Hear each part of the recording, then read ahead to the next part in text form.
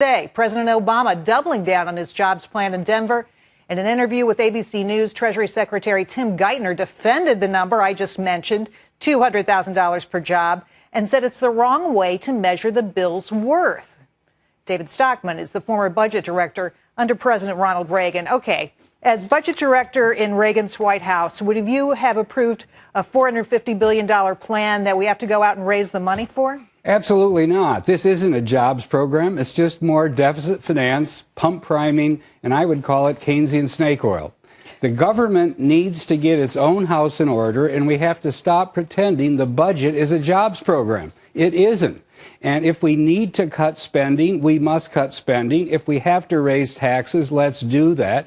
But get our house in order and give the private economy some opportunity and some certainty to heal itself over time. This jobs program makes no sense whatsoever. All right. I want you to hear Geithner's defense of this, though. He said, you've got to think about the cost of alternatives. If the government does nothing, it does nothing now because they're scared by politics, or they want to debate what's perfect. Then there will be fewer Americans back to work and the economy will be weaker.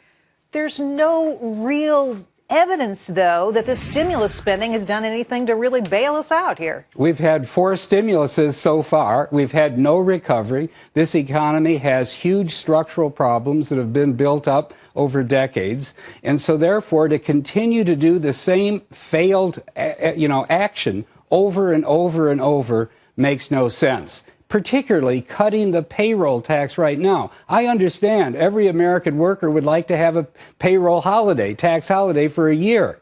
But we're going to borrow the money, we're going to add it to the $15 trillion debt, and it's going to be paid for year after year after year by generations to come. So we can't borrow from the future. We have to fix our situation.